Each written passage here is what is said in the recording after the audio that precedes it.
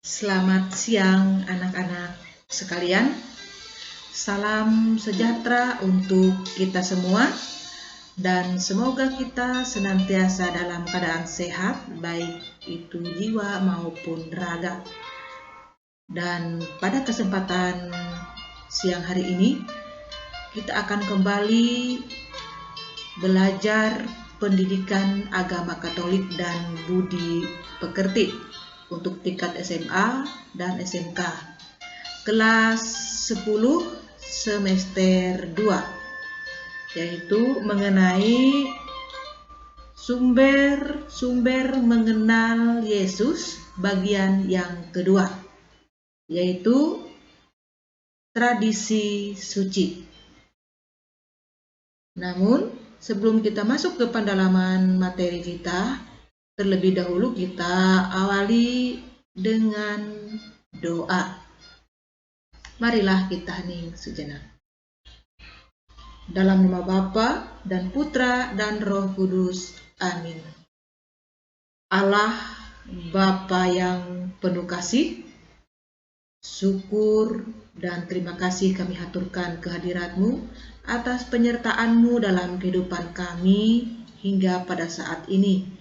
Kami boleh berkumpul meskipun melalui media. Pada kesempatan yang sangat berbahagia ini, kami akan bersama-sama mempelajari tentang materi tradisi suci. Semoga dengan mempelajari materi ini, iman, pengharapan, dan kasih kami semakin diteguhkan karena kami dapat lebih dekat untuk mengenal Putra-Mu Yesus. Sebab Engkaulah Tuhan, kini dan sepanjang segala masa. Amin. Dalam nama Bapa dan Putra dan Roh Kudus. Amin.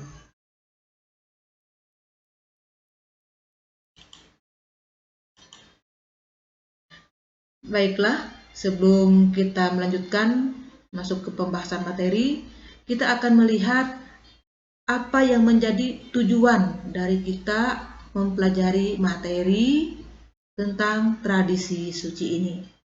Nah, tujuannya adalah setelah selesai mempelajari pelajaran ini, siswa diharapkan mampu memahami tradisi suci sebagai salah satu sumber untuk mengenal Yesus dan sebagai dasar iman Kristiani, serta bersikap responsif dan proaktif dalam mengembangkan ajarannya, sehingga semakin mencintai tradisi suci dan menghidupkannya dalam kehidupan sehari-hari. Nah, demikian tujuan dari pembelajaran materi tradisi suci ini. Baik, kita akan melihat contoh tradisi yang ada di masyarakat kita. Jadi masyarakat dan lingkungan di mana kita berada terdapat berbagai macam suku yang masing-masing memiliki budaya, adat istiadat, dan tradisi yang berbeda. Tradisi itu tumbuh dan berkembang serta dipelihara dengan baik sebagai warisan turun-temurun dari satu generasi ke generasi berikutnya. Kita dapat melihat contoh dari tradisi itu, misalnya seperti upacara bersih desa atau bersih kampung. Kemudian syukur atas panen. Kemudian syukuran bayi yang baru lahir, atau ada di beberapa tempat syukuran bayi baru lahir ini disebut juga dengan istilah palas bidan. Dan masih banyak contoh-contoh lain dari tradisi yang ada di masyarakat kita di Nusantara ini. Baik, kita akan melihat asal kata atau istilah dari tradisi itu. Nah, tradisi berasal dari kata Latin yaitu tradition yang berarti meneruskan. Nah, hal ini mengarah pada sesuatu yang telah dilakukan untuk sejak lama dan menjadi bagian dari kehidupan suatu kelompok masyarakat.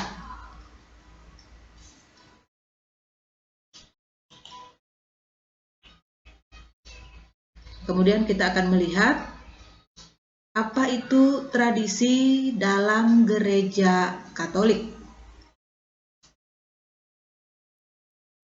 Gereja pun memiliki tradisi yang sangat kaya. Tradisi yang dimaksud bukan sekedar upacara, ajaran, atau kebiasaan kuno. Tradisi yang hidup dalam gereja lebih merupakan sebagai ungkapan pengalaman iman gereja akan Yesus Kristus yang diterima, diwartakan, dirayakan, dan diwariskan kepada angkatan-angkatan selanjutnya.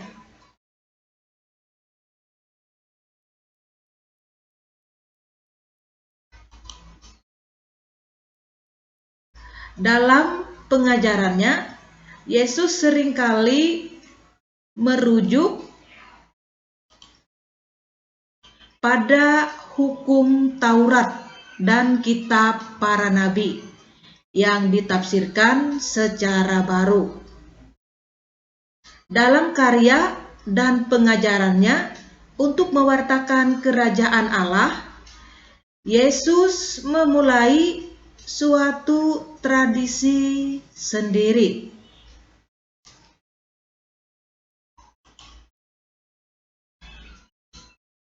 Jadi inilah tradisi Yesus.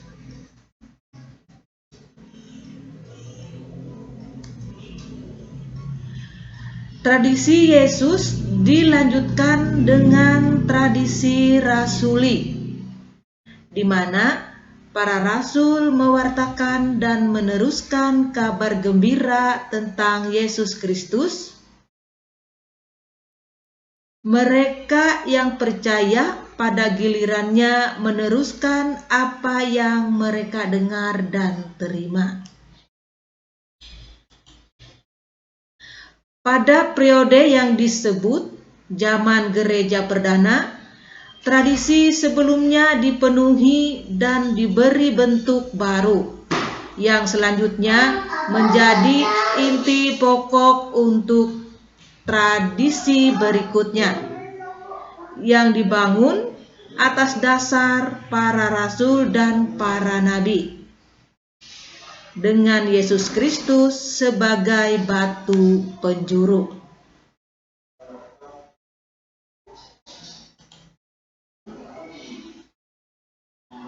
Gereja Katolik yakin bahwa kitab suci atau Alkitab bersama tradisi dinyatakan oleh gereja sebagai tolak ukur tertinggi iman gereja.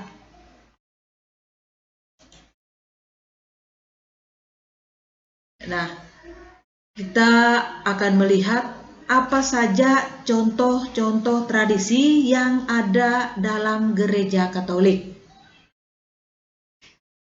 Misalnya, masa Advent, perayaan Natal, Jalan Salib, masa Prapaskah, perayaan Paskah, Tri Hari Suci, dan banyak lagi contoh-contoh tradisi dalam gereja Katolik yang tidak disebutkan di sini.